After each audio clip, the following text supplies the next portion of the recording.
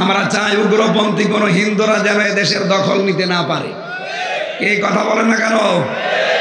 আপনি তড়িঘড়ি করে কিছু করে ফেলবেন, দেখবেন 2-3 মাসের ভেতরে এমন অরাজকতা সৃষ্টি করবে। এরা যে করবে তার প্রমাণ আপনাদের জাহাঙ্গীর 2 দিন আগে কি বলেছে দেখেননি? যে ঢাকাতে আমাদের যারা চলাফেরা করতে দেয় না, আমরা তাদের রাতের ঘুম কেড়ে নেব। তার মানে সামনে ওরা এরকম সিদ্ধান্ত নেবে, এটা আল্লাহ আগে ফাঁস করে দিয়েছে। এই জন্য কারো ষড়যন্ত্রে পা দেওয়া যাবে না। অপারেশন ডেভিল হান্ট চলছে, কি দেখেননি? শয়তানের খোঁজে, এর বাংলা অর্থ শয়তানের খোঁজে। খোঁজ করুক, এদেশে কোনো শয়তান যেন বাইরে না থাকে। দেশকে যারা অস্থিতিশীল করার চেষ্টা করবে তারাইকে 4 দেওয়ালের মাঝে নিয়ে যা। আর আর্মি এমন পিটাচ্ছে কিছু মানুষকে, পেছনে বাদরের মতো লাল হয়ে যাচ্ছে।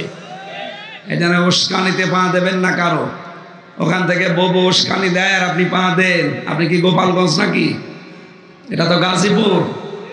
এই কথা বলে না কেন?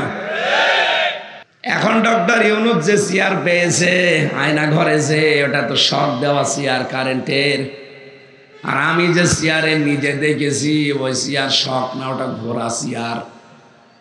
হাত আর পা ক্লিপ আটকিয়ে দেয়,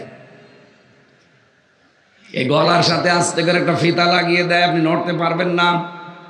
হঠাৎ করে এমন একটা মেশিন নিয়ে আসে, এই যে নখ তোলা মেশিন, ওদের এমন কায়দা করা, হাতের সাথে পায়ের সাথে সেট করা।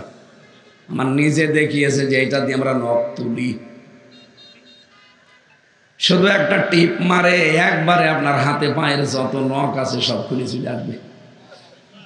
শুধু খুলে চলে আসলে তো হয়, আবার লবণ ছিটিয়ে দেয়। 10টা দিন ওরা এমন কোন টর্চার নেই আমার মাথা থেকে পা পর্যন্ত করে নাই। 11 ঘন্টা আমার টাঙিয়ে রেখেছিল মাথায় দড়ি বেঁধে। কি করেছিলাম আমি? কোরআনের কথাগুলো মানুষকে সহজ সরল ভাষায় বলতাম, এইটাই আমার অপরাধ। পৃথিবীতে কেউ স্থায়ী হয় না, হোক না সে ফেরাউন কিংবা নমরুদ, কেউ ভাবে চিরকাল রয় না, কেউ ভাবে চিরকাল রয় না। চলে যাই সব ছেড়ে যেতে হয়, মৃত্যু মানে না কোনো পরিচয়। সব রাজা মহারাজা আর মহাবীর কাউকে অবকাশ দেয় না। ফেরাউন শেষ তক ছিল না, মৃত্যু তাকেও ছেড়ে দিল না। থেকে গেছে তার সব স্মৃতিচিহ্ন। গাজীপুর জেলার ধীরাশ্রম নবজাগরণ ফাউন্ডেশনের উদ্যোগে তাফসিরুল কোরআন মাহফিলের স্বনামধন্য সভাপতি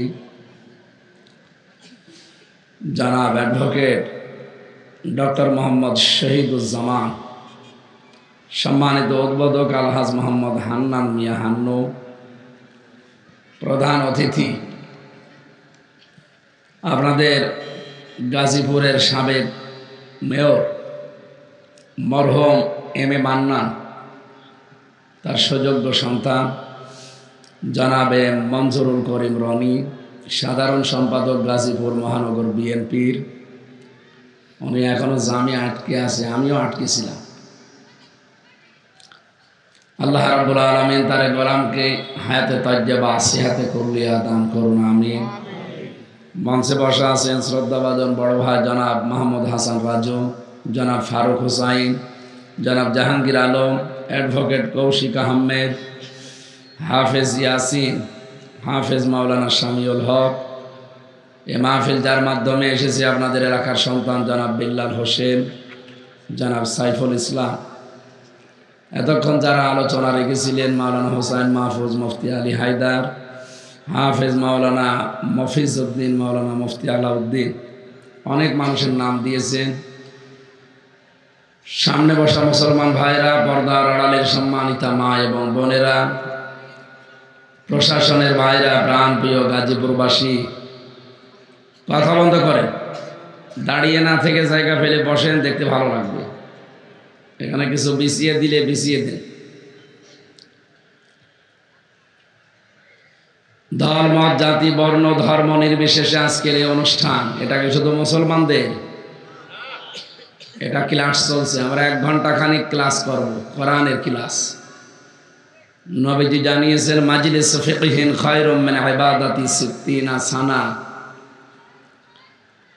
ইলমে দ্বীনের একটা মাজলিস যদি 1 ঘন্টা কেউ ব্যয় করে, 60 বছর নফল ইবাদতের চাইতেও বেশি সওয়াব পাওয়া যায়। সুতরাং আমরা এখানে ইবাদত মনে করে কোরআনে কারিমের নির্ধারিত আয়াতকে বোঝার জন্য একটা চেষ্টা চালাবো। বাড়ি যাওয়ার আগে যেন অপরাধগুলো আল্লাহ মাফ করে জায়গাটা নেকি দিয়ে পাল্টিয়ে দেন। এই জন্য অনুষ্ঠান শুধু মুসলমানদের জন্যে, হাদা বায়ানুল লিন্নাস, মানুষ পদবাচ্যে যারা বিবেচিত সবার জন্য আজকের অনুষ্ঠান। এই জন্য আমরা পৃথিবীর সম্মানিত সৃষ্টি, ওয়ালাকাদ কাররামনা বানি আদম, বনি আদমকে আমি আল্লাহ সম্মান দিয়েছি। সেই সম্মানিত মানুষদেরকে এই 15.5 বছরে সবচাইতে বেশি সিনিমিনি খেলা হয়েছে তাদের সম্মান নিয়ে, বিশেষ করে যারা সমাজের সম্মানিত ছিল। সূরা নমলের ভেতরে আছে 34 নম্বর আয়াতে, জালেম যদি কোনো সময় চেয়ার পায়, ওর প্রথমেই 2টা কাজ হাতে নেয়। ইন্নাল মুলুকা ইযা দাখালু ক্বরিয়াতান আফসাদুহা ওয়া জাআলু ইজ্জাতা আহলিহা আদিল্লা। 1 নম্বরে, জালেম চেয়ারে বসার পরে বিশৃঙ্খল পরিবেশ তৈরি করে দেয়, সব জায়গায় দুর্নীতির আঁকড়া বানায়। এটা তো দেশে ছিল না। আপনি এমন কোন জায়গার নাম বলেন তো যেখানে দুর্নীতি ছিল না? মসজিদের ইমাম পর্যন্ত ঘুষ দিয়ে নিয়েছে। এই যে মডেল মসজিদগুলো বানিয়েছে সৌদি সরকার, আর নাম দিয়েছে অনেকে তার নিজের আর বাবার। কেন এটা করা লাগবে? কেন? যে দিয়েছে আপনি তার নাম বলতে পারেননি। সবচাইতে বড় বিষয়, দেশে নাম পরিবর্তনের অনেকে হিড়িক তৈরি করেছিল। যেখানে সেখানে দেখতাম নাম পাল্টিয়ে অন্য নাম বসিয়ে দিত, জনগণ পুরাটা উল্টিয়ে দিয়েছে। এই যে 12,000 কোটি টাকার উপরে খরচ করে শহীদ জিয়া, তার নামে বিমানবন্দরটা ছিল, আপনি পাল্টিয়ে দিতে গেলেন কোন কারণে? এত হিংসা এই মহিলার মনের ভেতরে। নিজের হিংসাকে বহির্প্রকাশ করার জন্য এই কাজগুলো হাতে নিয়েছিল। 1 কাপড়ে ম্যাডামকে বের করে দিয়েছে বাড়ি থেকে, আল্লাহ পুরা উল্টিয়ে দিয়েছে। এই পৃথিবীতে যার দ্বারা যে কষ্ট মানুষ পাবে, ওই মানুষের দীর্ঘশ্বাস আরো সে পৌঁছিয়ে যায়। ম্যাডামের কান্না ওই দিন সারা দুনিয়া দেখে কেঁদেছে। 40 বছর একাধারে যে ঘরে বাস করলেন, 1 কাপড়ে তাকে বের করে দিলেন। আমরা এত হিংসা। আবার নিজে মুখ ফুটে পরবর্তীতে জানিয়েছে যে ওখানে ওরে থাকতে দেব না, এটা আমি আগেই সিদ্ধান্ত নিয়েছিলাম। ওয়ালা ইয়াজরিমান্নাকুম শানাআনু কওমিন, হিংসার বশবর্তী হয়ে কোনো ব্যক্তি, কোনো দল, কোনো গোষ্ঠীকে একেবারে সমূলে ধ্বংস করে দিও না, তাহলে আল্লাহ তোমাকে নিজে দেখবে। এইটাই আল্লাহ করেছে।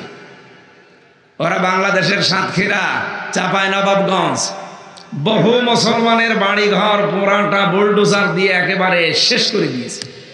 আমার নিজের চোখে দেখায় জেলাগুলোতে। এই জন্যে আল্লাহ কয়েকদিন আগে আযাবুল বুলডোজার নাজিল করেছে। আযাবের নাম কি? 32 নম্বর, একেবারে বুলডোজার বানিয়ে দিয়েছে। আর এটা এমনি বানায়নি। 1961 সালে আপনি জায়গাটার এখনো পর্যন্ত কাগজপত্র দেখেন, এখন ফাঁস হচ্ছে এগুলো। এই জমিটা খাস জমি, বঙ্গবন্ধু নাম নিয়ে, বাংলার বন্ধু উনি। কেমন বন্ধু যে খাস জমিতে আপনি বাড়ি বানালেন? এই জন্য আমি একটা জিনিস দেখি, এই দেশে ওনাকে মানুষ মেরে ফেলেছে, জিয়াউর রহমানকেও মানুষ মেরে ফেলেছে, দুইজনকেই মানুষ মেরে ফেলেছে। তো দুইজনেই তো শহীদ হওয়ার কথা, কি কথা বলেন এখানে? আপনি দেখেন, আমি সেই ছোটবেলা থেকে, আমার তো 1992 সালে জন্ম, এই জন্মের পর থেকে আমি দেখছি জিয়ার নাম শুনলেই মানুষ বলে শহীদ জিয়া। কি বলে? আপনি কোনোদিন এমনি শুনেছেন এমনি জিয়া বলে কেউ? নাম বললেই বলে শহীদ জিয়া। তো বঙ্গবন্ধুর নামে আমি আজ পর্যন্ত শুনিনি কেউ বলেছে যে শহীদ বঙ্গবন্ধু, কারণ এই শব্দটা আল্লাহ যেখানে সেখানে লাগান না, অনেক দামি শব্দ এটা। 2024 সালে নিজের জীবন পর্যন্ত যারা বিলিয়ে দিয়েছে, শহীদ আবু সাইদ, শহীদ মধ্য, এদের নাম শুনলে মানুষ শহীদ বলে এই কারণে, কারণ শহীদ শব্দটা আল্লাহ নিজে বানিয়েছে। যারা শহীদ হয় এদেরকে মরে গেছে কথা বলা যায় নেই, মুখের উপরে আল্লাহ তালা দিয়েছে। ওই এই কথা কখনো বলবি না যে যারা মরে গেছে শহীদ হয়েছে ওরা মরে গেছে, না। সূরা বাকারা 153 নম্বর আয়াতে আছে, ওয়ালা তাকুলু লিমান ইয়াকতালু ফি সাবিলিল্লাহি আমওয়াত। কখনো এই কথা মুখ দিয়ে বলবা না যারা শহীদ হয়েছে ওরা এমনি মরে গেছে, বালা হায়াউন, বরং তারা জীবিত, ওয়ালাকিন লা তাশউরুন, কিন্তু টের পাও না। মানুষ যেহেতু মুখের পরে ধারণা করতে পারে অন্তরে, এই জন্য আল্লাহ অন্তরের ওপরেও নোটিশ দিয়েছেন, ওয়ালা তাহসাবান্নাল্লাযীনা কুতিলু ফি সাবিলিল্লাহি আমওয়াতা বাল আহইয়াউন ইনদা রাব্বিহিম ইরযাকুন।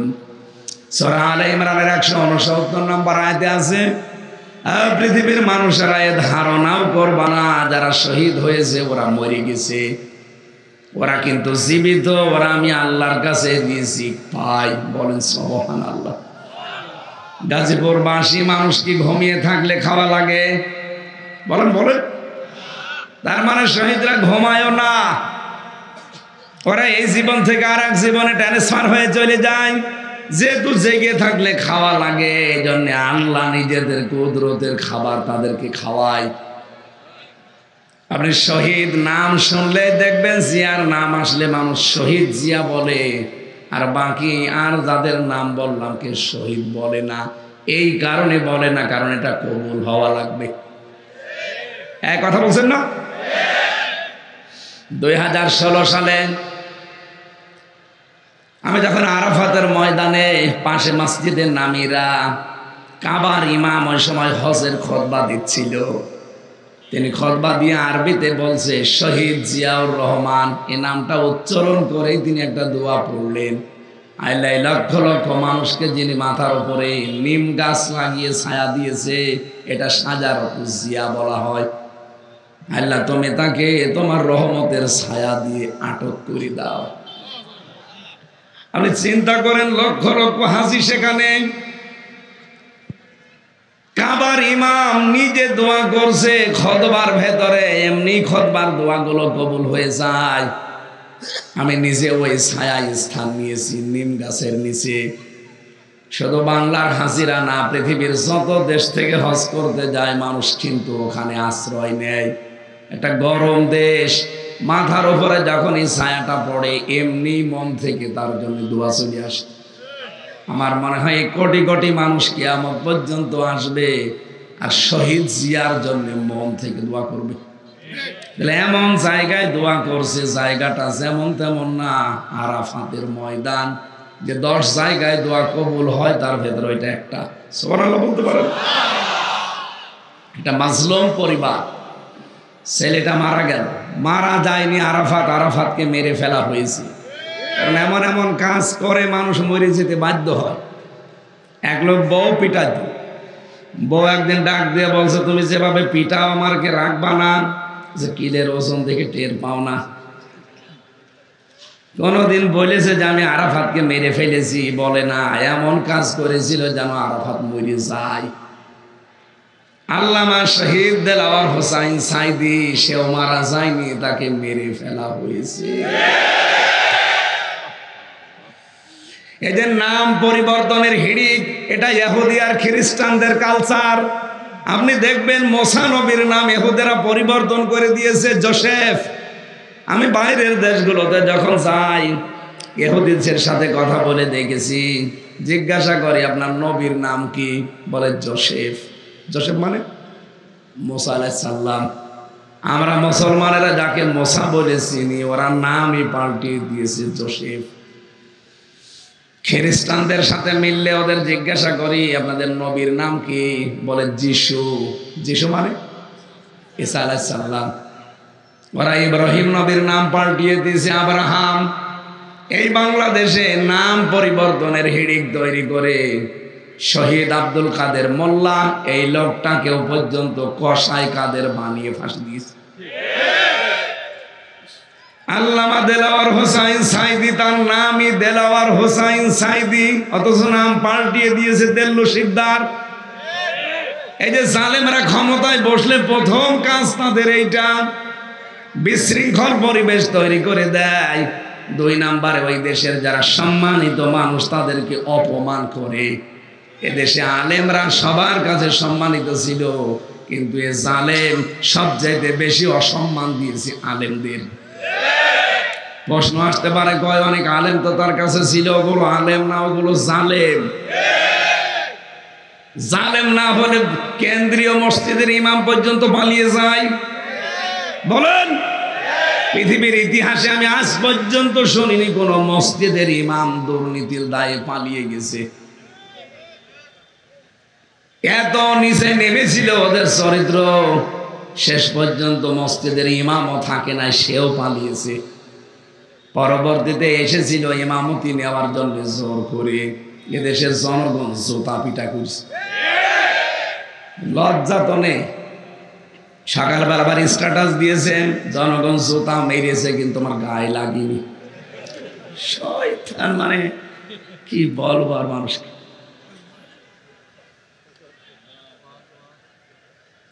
আমি তো একটু বাস্তবতার দিকে তাকিয়ে দেখছি, এদের ইমাম থেকে শুরু করে যত মানুষ ওদের দায়িত্বে ছিল, বিশেষ করে 1628 জন। কয়জন? একটা দেশ চালাতে লাগে 1628 জন মানুষ বাংলাদেশে এখন চলছে। এই চেয়ারগুলোতে যারাই ছিল এখনো অনেকে পাল্টায়নি, এখনো অনেকে আছে। যেহেতু সংস্কার আরম্ভ হয়েছে, আমরা চাই এই চেয়ারগুলো থেকে জালেমদেরকে নামিয়ে দেওয়া হোক। এরা থাকা অবস্থায় কিন্তু ষড়যন্ত্র থামবে না। এক কথা বলে না কেন? আমি ওই রুমে ছিলাম যে রুমে নাসিরউদ্দিন পিন্টু ভাই ছিল, ওনাকে মেরে ফেলা হয়েছে, উনি মারা যায়নি। ছাত্র দলের এক নেতাকে পেয়েছিলাম রিমান্ডে, পিটিয়ে তার জীবনটা শেষ করে দিয়েছে। এই যে এরকম একটা চেয়ারে বসিয়ে দেয়। এখন ডক্টর ইউনূস যে চেয়ার পেয়েছে আয়না ঘরে, যে ওটা তো শক দেওয়া চেয়ার কারেন্টের। আর আমি যে চেয়ারে নিজে দেখেছি, ওই চেয়ার শক না, ওটা ঘোড়া চেয়ার। হাত আর পাও ক্লিপ আটকিয়ে দেয়, এই গলার সাথে আস্তে করে একটা ফিতা লাগিয়ে দেয়, আপনি নড়তে পারবেন না। হঠাৎ করে এমন একটা মেশিন নিয়ে আসে, এই যে নখ তোলা মেশিন, ওদের এমন কায়দা করা, হাতের সাথে পায়ের সাথে সেট করা। আমার নিজে দেখিয়েছে যে এটা দিয়ে আমরা নখ তুলি। শুধু একটা টিপ মারে, একবারে আপনার হাতে পায়ের যত নখ আছে সব খুলে চলে আসবে। শুধু খুলে চলে আসলে তো হয়, আবার লবণ ছিটিয়ে দেয়। 10টা দিন ওরা এমন কোন টর্চার নেই আমার মাথা থেকে পা পর্যন্ত করে নাই। 11 ঘন্টা আমার টাঙিয়ে রেখেছিল মাথায় দড়ি বেঁধে। কি করেছিলাম আমি? কোরআনের কথাগুলো মানুষকে সহজ সরল ভাষায় বলতাম, এইটাই আমার অপরাধ। আমি আমার আগে যিনি ছাত্র দলের এক ভাই, বাড়ি চট্টগ্রামে, ওনার এই চেয়ারে বসিয়ে আমার সামনে দিয়ে নিয়ে গেল। বলছে আমরা একবার শুধু সুইচ টিপ দেব, 1 মিনিটে 120 বার ঘুরবে। আপনার গলা আটকানো, হাত পা আটকানো, নড়িতেও পারবেন না। 1 মিনিটে যদি একটা চেয়ার 120 বার ঘোরে, 1 মিনিট পরে মনে হবে আমি 3-4টে দুনিয়া দেখতে পাচ্ছি। এই কষ্টগুলো এই মানুষগুলো সহ্য করেছে। এমনি এখানে বসে আছে 15.5 বছর আমাদের জীবনটা জাহান্নাম বানিয়ে দিয়েছে। একজন বিচারপতি বিদায় নেওয়ার আগে কথা বলেনি যে দেশটা আপনারা জাহান্নাম বানিয়ে ফেলেছেন, না কথা বলেন না কেন? ওটা কি বিচারপতি আমাদের দেওয়া? ওদের নিজেদের বিচারপতি এই কথা যদি বলতে পারে, বিচার ব্যবস্থা কোথায় ছিল? যা মনে লেগেছে ওই একটা মহিলা তাই করেছে। আর এই 1628টা চেয়ারে যারা ছিল এরা সব ওই জালেম আর সব সহযোগী। আলেমদেরকে এত অপমান করেছে, ধর্ষণের মামলা দিয়েছে আলেমদের নামে। আল্লামা সাঈদীর নামে সর্বশেষ মামলাটা হচ্ছে ধর্ষণে। যে মহিলাকে সাজিয়ে নিয়ে এসেছে, অ্যাডভোকেট তাজুল ইসলাম জিজ্ঞাসা করছে, এই মেয়ে, মাওলানা সাঈদী আপনাকে ধর্ষণ করেছে? বলছে জি হ্যাঁ। আপনার জন্ম তারিখ কত? 1975। ধর্ষণ করেছে কত সালে? 1971। উনি বলছে মাননীয় আদালত এই পয়েন্টটা লিখেন। এ মহিলার জন্ম 75-এ, ও ধর্ষিত হয়েছে 71-এ। ওকে রুহের জগতে ধর্ষণ হয়েছে। এই চলছিল বিচার ব্যবস্থায়। শুধু এইটা না, সারা দেশের অবস্থা একই। কিচ্ছু জানে না, ঘরে ঘুমিয়ে আছে। হঠাৎ করে ও চোখ খুলে দেখছে গাজীপুর থানা হাজতে। কি গো, এখানে কি? তুই গাছ কেটেছিস? কখন? স্বপ্নে। বেশি বললাম? প্রত্যেক জায়গায়, সারা বাংলাদেশে সব জায়গায় 1 ইঞ্চি জায়গাও বাকি ছিল। আপনি যে রাতে একটু ঘুমাবেন সে জায়গাও পাননি।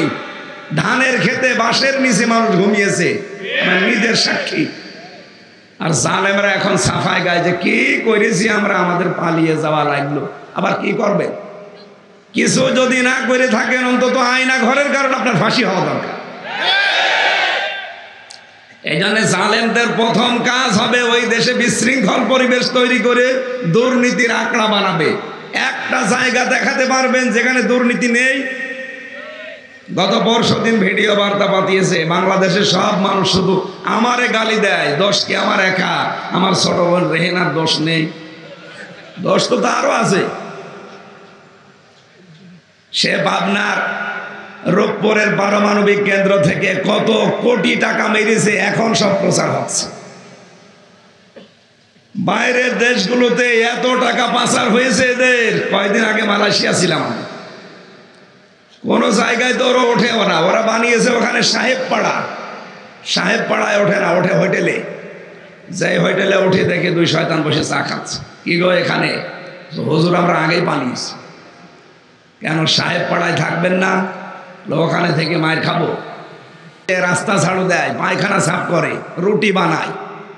এরা সম্মানজনক একটা কর্মজীবন বাংলাদেশে তৈরি করতে পারতো। এই কথা বলেন না কেন?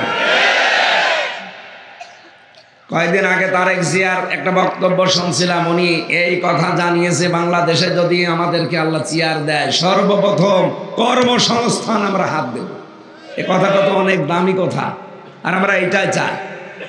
ক্ষমতায় কে আসবে ওটা আমার দেখার দরকার নেই, কিন্তু আমরা চাই এদেশের মানুষ যেন বেকার না থাকে। যে যেখানে আছেন কর্মসংস্থানে দেশে বহু আছে, বাইরের দেশগুলো মুখিয়ে আছে। কারণ এত উর্বর দেশ পৃথিবীর কোনো জায়গায় নেই, অথচ শুধু পাচার করেছে, শুধু পাচার করেছে। যাওয়ার সময় 14টা ব্রিফকেস নিয়ে গেছে, ওগুলো তো সব মাটি ভরা ছিল। এত ঋণ এই দেশের মানুষের মাথার উপর আপনি দিয়ে গেলেন। এখন এই দেশে কেউ জন্ম নিলেই তার মাথার উপরে 1,10,000 টাকা ঋণ। আর বলে আমরা উন্নয়নের রোল মডেল বানিয়েছি। যত বড় বড় মেগা প্রজেক্ট নিয়েছেন, অত বড় বড় মেগা ডাকাতি হয়েছে। পদ্মা সেতু যে খরচ করে বানিয়েছে, 4টা পদ্মা সেতু বানানো যেত। এই জন্যে জালেম ক্ষমতায় বসলে প্রথম কাজ হবে তাদের দুর্নীতির আঁকড়া বানাবে। তাই করেছি। 2 নম্বরে সম্মানিত মানুষদেরকে অসম্মান করবে। যেহেতু পৃথিবীর সর্বশ্রেষ্ঠ সৃষ্টি আমরা মানুষ, এই মানুষের সম্মান নিয়ে সামনে যেন কেউ সিনিমিনি খেলতে না পারে, এ বিষয়ে সজাগ থাকা লাগবে। যারা আসবেন মানুষকে সম্মান দেওয়া লাগবে। এই কথা বলেন না কেন? আল্লাহ আমাদেরকে সেরকম রাষ্ট্র উপহার পাওয়ার তৌফিক দেন, আমিন। পাশের দাদা বাবুদের ফাঁদে পা দিয়ে দেশটা ধ্বংস করার চেষ্টা ছিল, এখনো পর্যন্ত করে যাচ্ছে। 2732 জন মানুষ মেরে ফেললো, এখনো কোনো অনুশোচনা আছে? কোনো অনুশোচনা ভেতরে আছে? এখানে মানুষ যখন অপরাধ করতে করতে সীমা ছাড়িয়ে যায়, তখন আল্লাহ তার অপরাধ করার কারণে অনুশোচনা বন্ধ করে দেয়। এই যে আগামীকাল যে রাত আসতেছে, লাইলাতুন নিসফে মিন শাবান, এটা একটা গুরুত্বপূর্ণ রাত।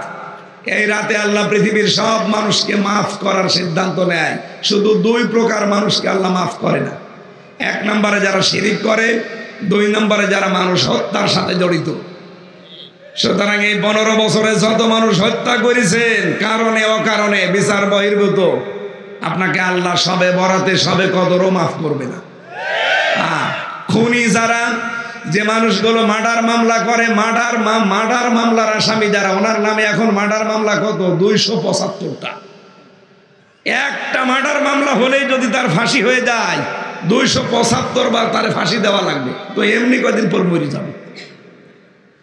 মানুষের জীবন নিয়ে সিনেমিনি খেলেছিল, এখন তামাম দুনিয়ার কাছে হাসির পাত্র বানিয়ে দিয়েছে। ম্যাডাম অসুস্থ ছিল না কতদিন, মরে যাবে ভাব, একটু সহানুভূতি দেখানো তো দূরের কথা, বলতো যে এই বয়সে আবার বেশি থাকার দরকার কি? আপনি মানুষ, একটা মুরব্বী মানুষ, 3 বারের সে প্রধানমন্ত্রী, তার ছেলেটা এমনি গেছে মরে, আর একটা আছে বাইরের দেশে, একটা মাজলুম মানুষ, মিথ্যা মামলা দিয়ে 6 বছর জেলে রাখলেন তার, আবার বলে যে আবার বাঁচার ইচ্ছা করে, এই বয়সে আবার বেঁচে থাকার দরকার কি? তো এমনি মরে যাওয়ার কথা। তো এখন আপনি যা অবস্থায় আছেন, আমরা তো বরদোয়া করি না, এমনিতে চলে আসি। সারা পৃথিবীর মানুষ এখন বলছে এই বয়সে ওর বেঁচে থাকার দরকার কি, আর দেশে আসারই দরকার কি, যেখানে আছে ওখানে থাক। এই জন্য এমন কোনো অপরাধ করে যাওয়া ঠিক না যেন আমার মাপের রাস্তায় বন্ধ হয়ে যায়। আমার কথার অর্থ বোঝেন? সুতরাং এমন কোনো কাজ সামনে যেন কেউ আঞ্জাম না দেন। এই যে গতকাল, আগামীকাল যে গুরুত্বপূর্ণ রাত আসতেছে, আল্লাহ প্রথম আসমানে চলে আসবে, বান্দা বান্দিদেরকে ডাক দিয়ে বলবে আমার কাছে ইস্তেগফার করো, আমি মাফ করে দেব। কিন্তু 2 প্রকার মানুষ আমার কাছে আসবা না। 1 নাম্বার যারা শিরিক করে, মুশরিক। শিরিক করলে আল্লাহ এত বেশি রেগে যায়, আজকে যদি এখান থেকে কোনো মানুষ বাড়ি যেয়ে দেখে তার স্ত্রীর কাছে পাশের বাড়ির একজন শুয়ে আছে, ভালো লাগবে? রাগ হবে না? এত বেশি রাগ হয়ে যাবে, শেষ পর্যন্ত পিটিয়ে আপনি বউকে মেরে ফেলবেন। রব্বুল আলামিন বলেন শুধুমাত্র কবুল করে বাড়িতে এনে অন্য একজন এসে শুধু শুয়ে আছে, এটা যদি তোমার ভালো না লাগে, তোমার বীর্য থেকে শুরু করে হামজা পর্যন্ত আমি আল্লাহ বানিয়েছি। কথা বলে না কেন? বীর্য থেকে হামজা পর্যন্ত কারো হাত নেই, পুরাটা হাত কার? বাবা মা শুধু বিছানায় ছিল, এতটুকু শেষ, বাকি যা করার খেয়ে করেছে। এই জায়গা থেকে আমি এ পর্যন্ত নিয়ে আসলাম, আর আমি আল্লাহর সাথে তুমি এখন শরীক করো, অন্য কাউকে জুড়ে দাও, আমি আল্লাহ কিন্তু ওই স্বামীর মতো রেগে যাই। এই জন্য শিরিক যারা করে তাদের এই রাতে মাপ নেই। কত বড় কঠিন কথা! শিরিক করলে ওই জায়গাটা পর্যন্ত আল্লাহ অনিরাপদ বানিয়ে দেয়, নিরাপত্তা থাকে না। আপনি দেখবেন কাবার যে চত্বর, কোন মানুষ যদি কাবার চত্বরে প্রবেশ করে, কোরআনে কারিম জানিয়েছে তাকে আমার আল্লাহ নিজে নিরাপত্তা দিয়ে দেয়। এক কথা বলেন, কাবার চত্বরে কেউ গেলে তাকে নিরাপত্তা দেয় কে? ইন্না আউয়ালা বাইতি উবুদিয়া লিন-নাস লাল্লাযী বিবাক্কাতা মুবারাকাও ওয়া হুদাল লিল আলামিন ফিহি আয়াতুম বাজ্জিনাতুম মাকামু ইব্রাহিম ওয়া মান দাখালাহু কানা আমিনা। সূরা আলে ইমরানে আছে, কোন মানুষ যদি কাবার এলাকায় যায় আল্লাহ তাকে নিজে নিরাপত্তা দেয়। এই কারণে দেয় কারণ ঘরটা কার? আরো জোরে বলেন। ও মুসলমানেরা, বাংলার দেশের, আমাদের এই দেশ কি কাবা শরীফ? বলেন বলেন। কাবা থেকে 600 কিলোমিটার দূর, 6000 কিলোমিটার। তাহলে এই দেশটা যদি শান্তি, স্বস্তি, নিরাপত্তা দিতে হয়, এখানেও কাবা শরীফের মতো কিছু কাজ করা লাগবে। কাবা শরীফে কোন কোন কাজ নেই কাবা শরীফে কাজ নেই, প্রথমে শিরিক নেই। কি নেই? আরো জোরে বলেন। বাংলাদেশের 56,000 বর্গ মাইল শিরিক মুক্ত করা লাগবে। তাহলে এখানে নিরাপত্তা আল্লাহ নিজে দেবেন।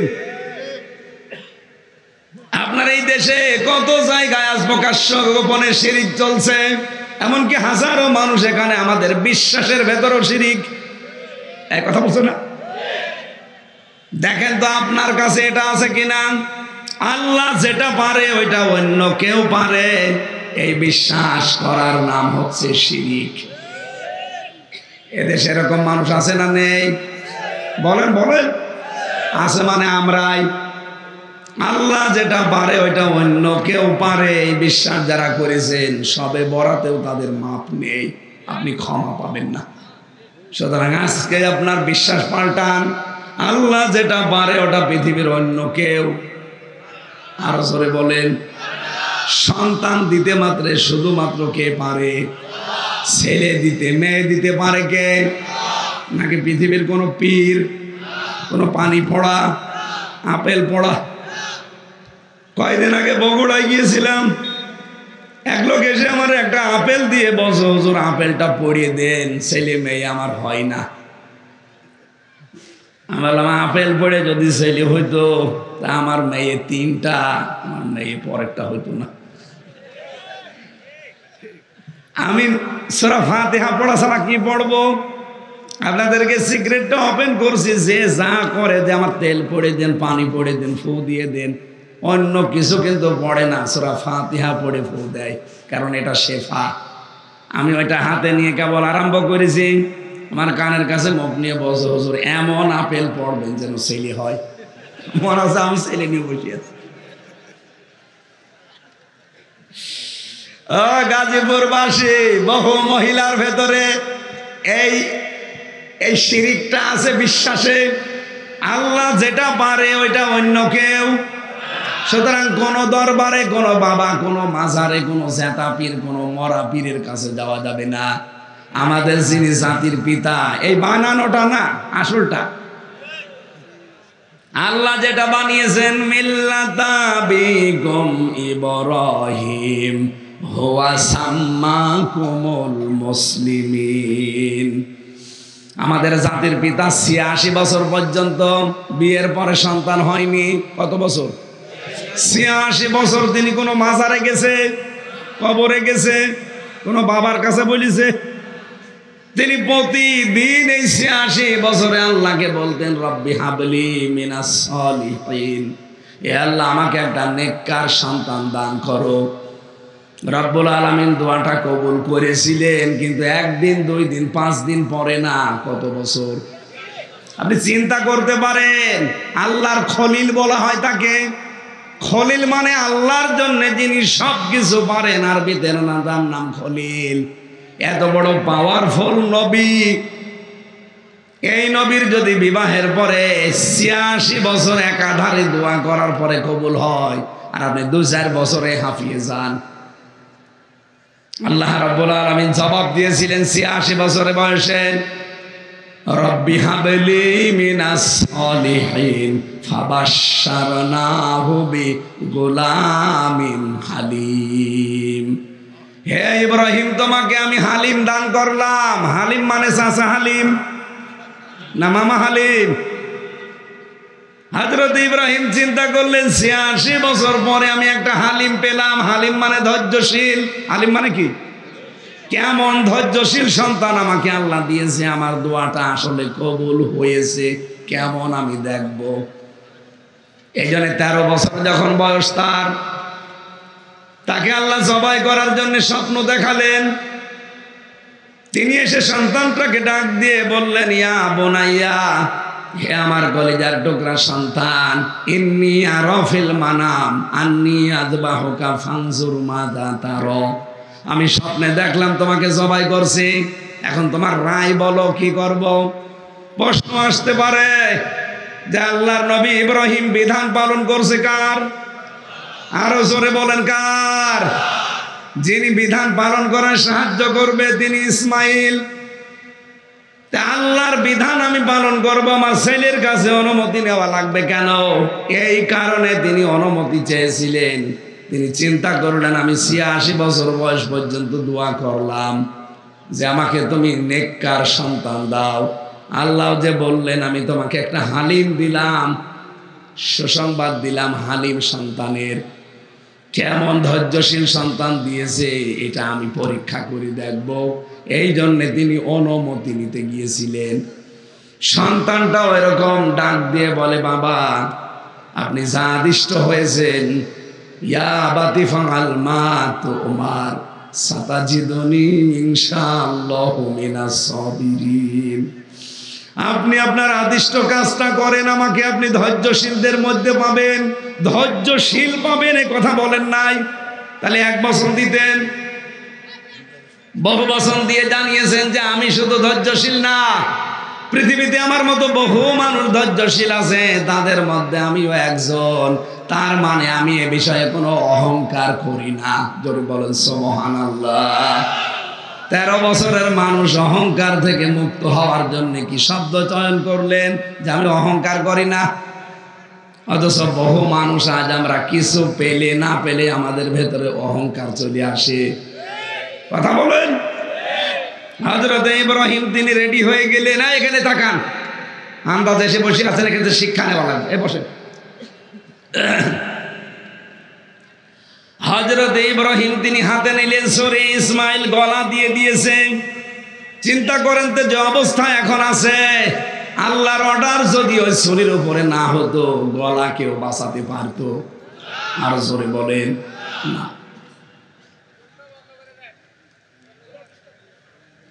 ড্রোন এইদিকে যেন না আসে, বাইরে থাক। যে কথা বলতে চাই আমি এখান থেকে, কোরআনে কারিমের সূরা সাফফাতের এই ৯৯, ৯০, ১০০ নাম্বার আয়াত থেকে একটা বিষয় নিয়ে যান আজকে। ইব্রাহিম নবী তিনি আল্লাহর বিধান পালনের জন্য প্রস্তুত, আর ইসমাইল নবী আল্লাহর বিধান পালন করতে সাহায্য করার জন্য প্রস্তুত। তখন আল্লাহ ডাক দিয়েছেন, অনাদাইনাহু আইয়া ইব্রাহিম, হে ইব্রাহিম আমার ডাকটা শোনো, তোমরা যা করলে আমি আল্লাহ কিন্তু দেখেছি। বাংলার মুসলমানেরা এখান থেকে আজকে একটা শিক্ষা আমি বের করেছি। যেহেতু আল্লাহ ফালাম্মা আসলামা 2 বছর দিয়েছেন, দুইজনেই যখন আল্লাহর বিধান পালনে রাজি হয়েছে, এগ্রি হয়েছে, তখন বিধান পালন করা সহজ হয়েছে। ইব্রাহিম যদি বলতেন আমি জবাই করব, ইসমাইল যদি বলতেন না আমি জবাই হব না, জীবন আল্লাহর বিধান পালন হতো। ইসমাইল নবী যদি বলতেন হ্যাঁ আমি জবাই হয়ে যাব, ইব্রাহিম নবী যদি বলতেন না আমি জবাই হব না, জীবনও হতো। সুতরাং বাংলাদেশে আজ যারা দায়িত্বে আসবে তাদেরকে ইব্রাহিমের ভূমিকা পালন করা লাগবে। আমরা 18 কোটি জনগণ ইসমাইলের ভূমিকায় আসতে চাই। এই দেশে তখন আল্লাহর বিধান কায়েমে কেউ বাধা হয়ে দাঁড়াতে পারবে না। আমরা ইসমাইলের ভূমিকায় আসতে রাজি আছি না নেই?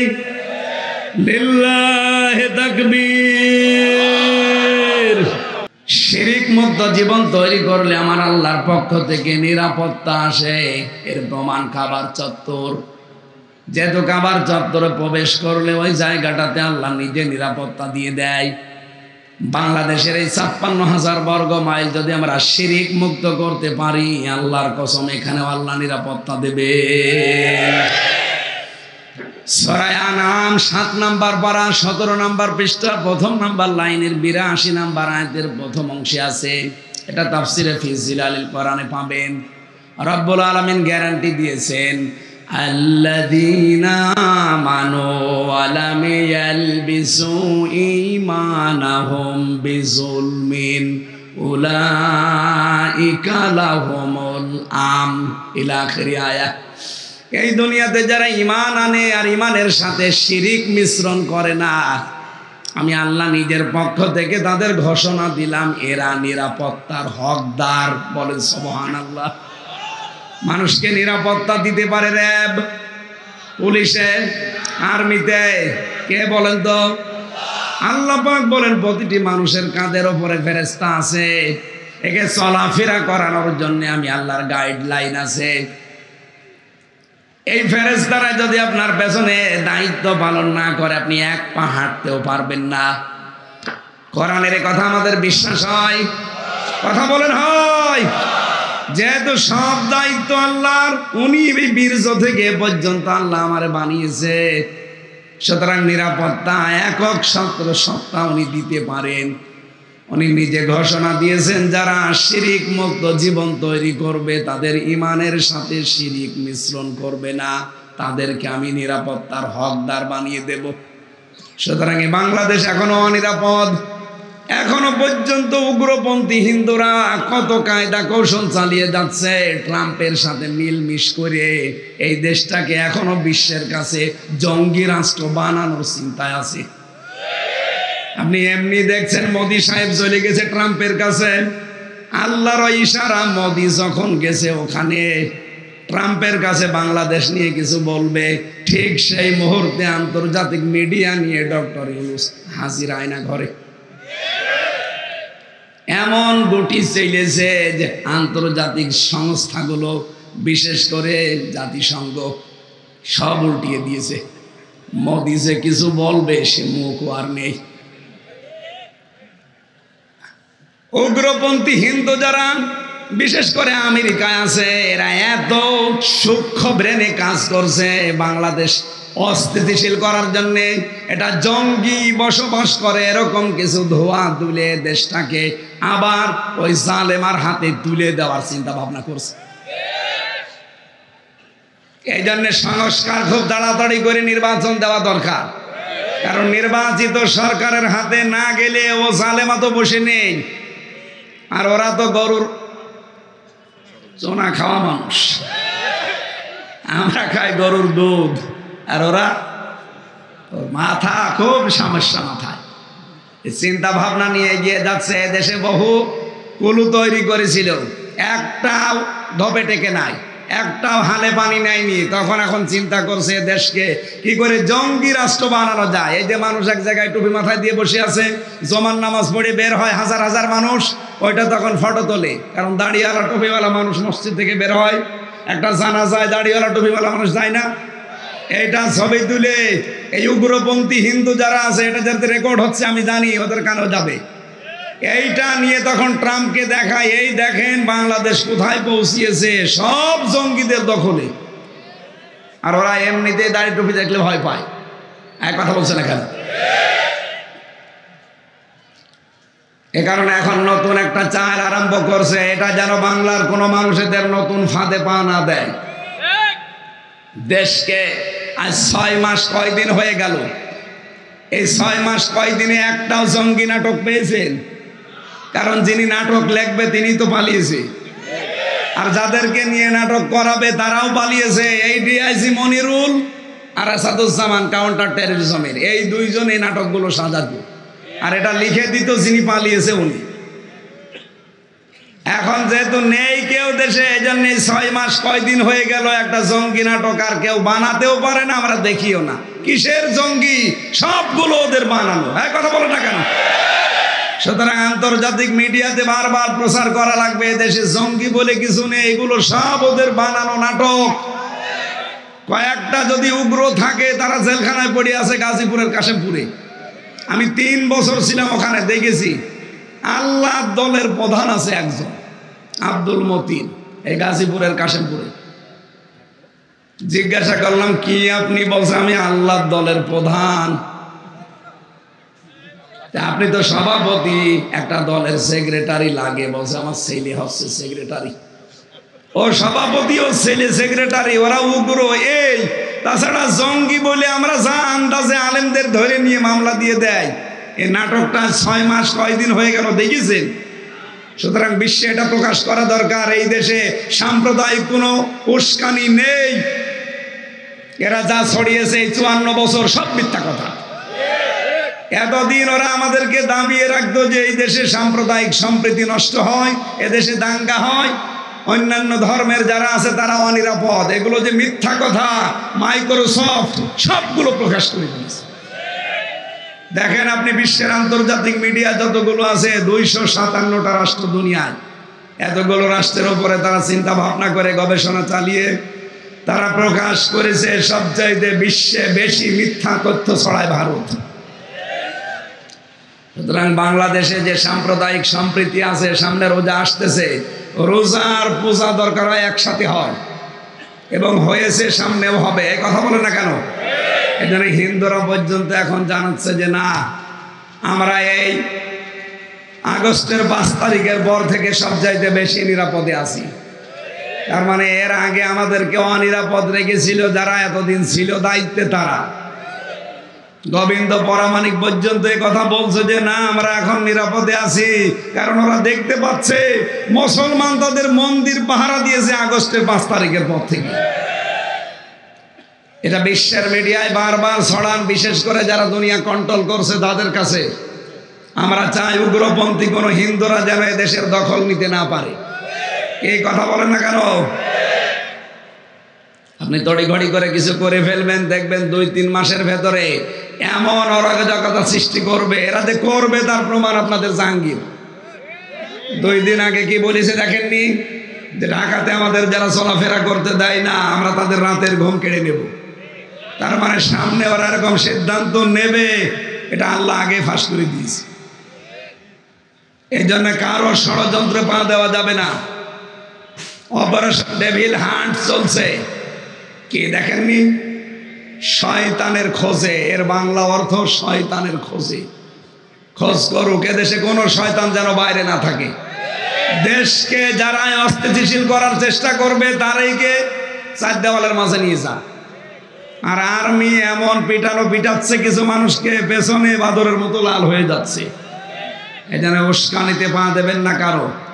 ওখান থেকে ববু উস্কানি দেয় আর আপনি পা দেন। আপনি কি গোপালগঞ্জ নাকি? এটা তো গাজীপুর। এই কথা বলে না কেন? এখানে স্বনামধন্য মানুষ ছিলেন মরহুম M.A. মান্নান, সাবেক মেয়র। আমি জেলখানায় থাকতে তার নাম শুনতাম, দেখিনি লোকটাকে। দোয়া করি তার জন্য আল্লাহ কবরটা যেন জান্নাতুল ফেরদাউস বানিয়ে দেয়। তার সন্তান, সুযোগ্য সন্তান আজকে এসেছে আমাদের মাঝে। রনি ভাইকেও যেন কোরআনের জন্য, ইসলামের জন্য কবুল করেন, আমিন।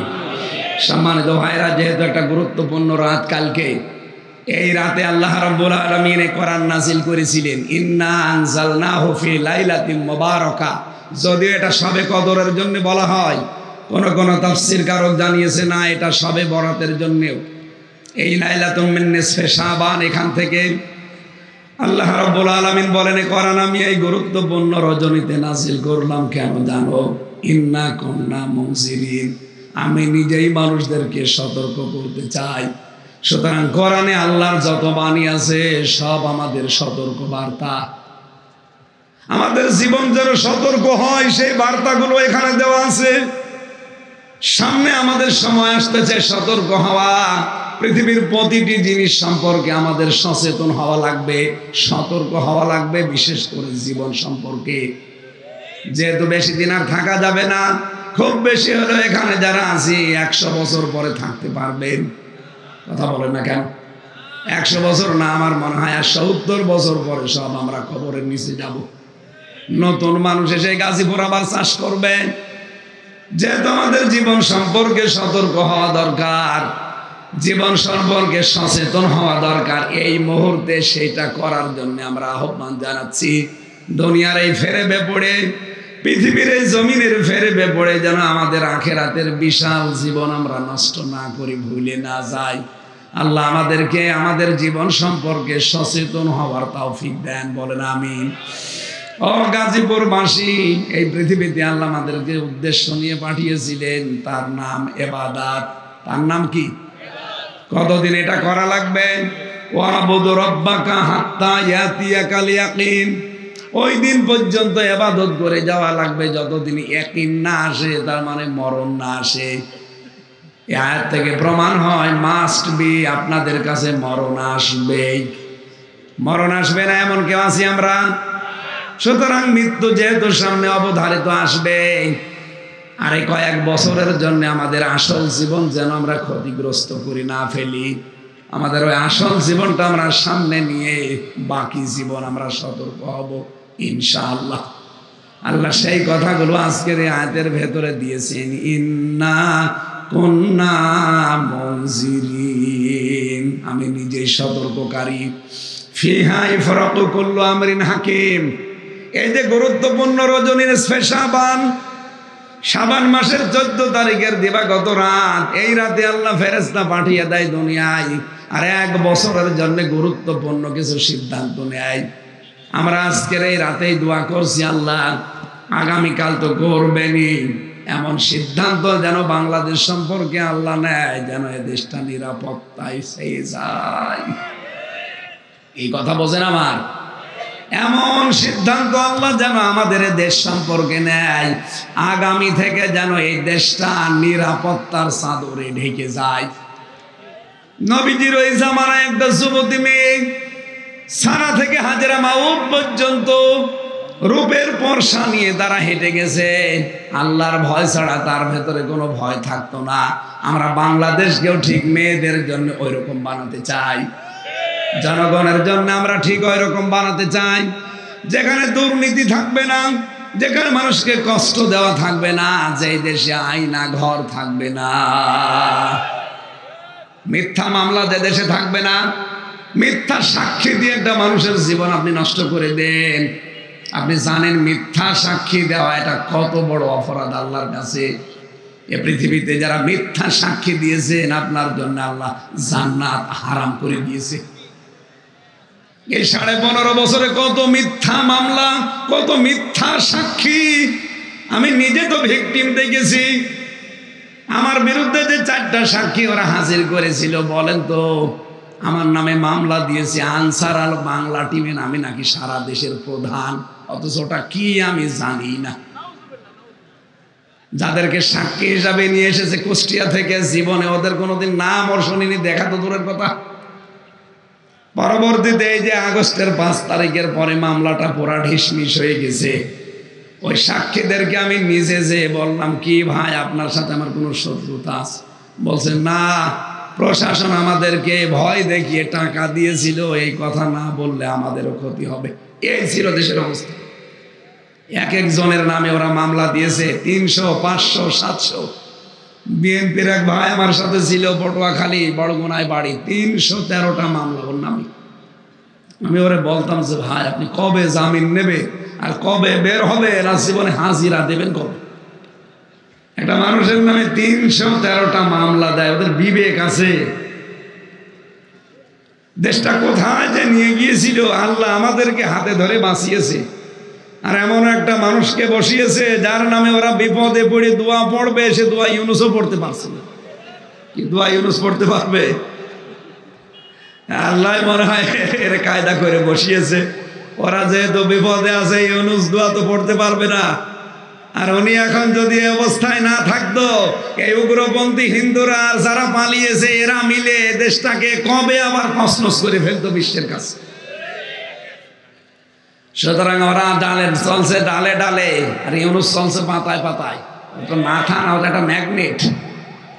সুতরাং সেই কয়দিন উনি আছে, অন্তত বিশ্বের দরবারে দেশটাকে যেন কেউ উগ্রপন্থী, কেউ জঙ্গি রাষ্ট্র হিসাবে দেখাতে না পারে, সে বিষয়ে খুব সতর্ক থাকা লাগবে। আমার কথা বোঝেন আপনি?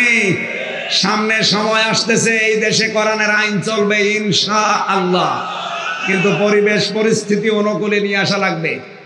আন্তর্জাতিক যে বিশ্বের কারিশমা আছে কিছু, আপনি একবার ইসলাম কায়েম করে ফেলবেন, টিকতে পারবেন না।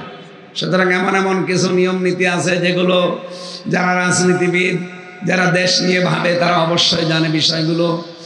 সামনে যেহেতু কালকের রাতে আল্লাহ গুরুত্বপূর্ণ সিদ্ধান্ত নিতে যাচ্ছে সারা দুনিয়া সম্পর্কে, বাংলাদেশ সম্পর্কে আল্লাহ এমন একটা সিদ্ধান্ত যেন নেয় যে আমরা শান্তি, স্বস্তি, নিরাপত্তায় বসবাস করতে চাই। সেরকম একটা দেশ, কাঙ্ক্ষিত একটা দেশ আমরা আল্লাহর কাছে চাওয়ার মাধ্যমে আজকে আমি আমার কণ্ঠ এবং পরিবেশ শেষ করে দিচ্ছি। আগামীতে আবার আসলে আমরা কথা বলবো ইনশাআল্লাহ। রনি ভাইয়ের মুখ থেকে একটু সালাম বিনিময়ের পরে আমরা মোনাজাতের মাধ্যমে শেষ করেন। আল্লাহুম্মা আমিন। লা হাওলা ওয়ালা কুওয়াতা ইল্লা বিল্লাহিল আলিয়্যিল আযীম। রব্বানা আতিনা ফিদ দুনিয়া হাসানা ওয়া ফিল আখিরাতি হাসানা ওয়া কিনা আযাবান নার। রব্বুল আলামিন গাজীপুরের ধীরাশ্রম একটু নজর দিয়ে তাকাও। তোমার বান্দা বান্দির আমরা মাথা নিচু করে বসে আছি। আগামীকাল যে গুরুত্বপূর্ণ একটা রজনী আসছে, আল্লাহ তাআলা এমন এমন সিদ্ধান্ত তুমি এদেশ সম্পর্কে নাও যেন এদেশে শান্তি, স্বস্তি, নিরাপত্তা ফিরে আসে।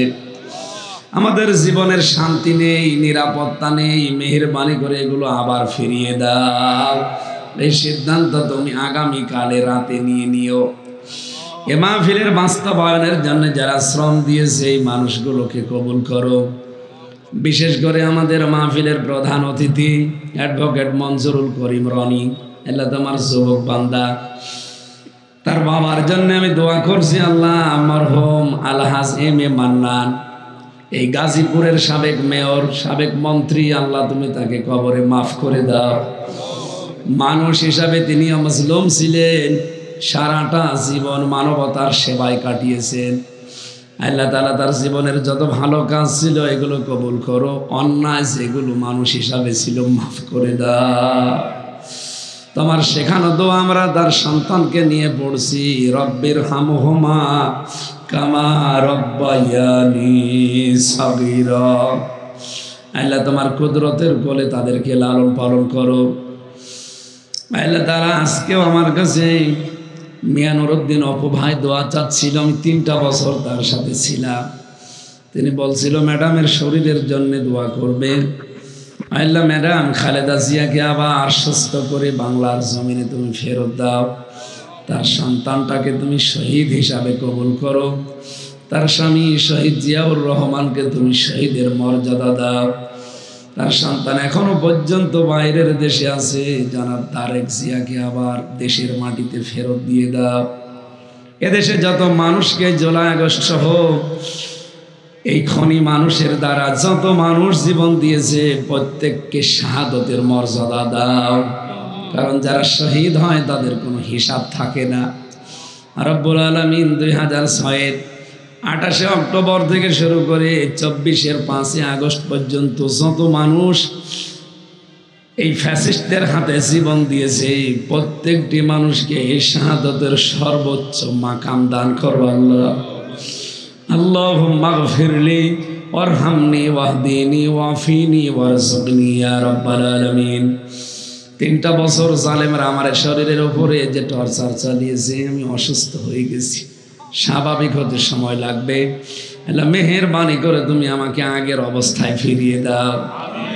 আমার কণ্ঠটা তুমি মেহেরবানি করে ভিক্ষা দাও রব্বুল আলামিন। এই এলাকায় মাটির নিচে যত মানুষ কবরে আছে, হাজার হাজার মন মুখের ওপর মাটি নিয়ে শুয়ে আছে, তাদের কবরগুলো কোরআনের ইজ্জতে জান্নাত বানিয়ে দাও। আমাদের কবরে যাওয়ার আগে পুঁজি তৈরি করার সুযোগ করে দাও। সম্মানিতা মা বোন যারা পর্দা আড়ালে বসে আছে, এদেরকে খাদিজার মতো, আয়েশার মতো বানিয়ে দাও। আগামীকাল রাতের গুরুত্বপূর্ণ আমল হচ্ছে লা হাওলা ওয়ালা কুওয়াতা ইল্লা বিল্লাহ আর আস্তাগফিরুল্লাহ ওয়া আতুবু ইলাইহি। আল্লাহ এই 2টা আমলই আমাদেরকে বেশি বেশি করার সুযোগ দাও। তোমার বান্দা বিল্লাল হোসেনের মাধ্যমে আজকের অনুষ্ঠানে এসেছি। তোমার এই যুবক বান্দা যাদেরকে সাথে নিয়েছে কোরআনের মাহফিলে, তাদেরকেও মাফ করে দাও। যত অতিথি আজকে এসেছে আমি অনেকের নামও জানি না। আল্লাহ অনেকেই আমরা মাজলুম, সারাটা জীবন যারা জুলমের শিকার, মাজলুমের দোয়া তো তুমি তো ফেরত দাও না। আল্লাহ মাজলুমদেরকে তুমি মাফ করে দাও। আল্লাহুম্মা রব্বির হামহুমা কামা রব্বায়ানি সাগীরা। মরণ কখন কার কাছে চলে আসে জানি না। মরতে আমাদের দুঃখ নেই, কিন্তু আমরা ঈমান নিয়ে মরতে চাই। সেজদা অবস্থায়, তোমার জিকির করা অবস্থায়, আল্লাহ কোরআন পড়া অবস্থায় যেন আজরাইল এসে আমাদের নিয়ে যায়।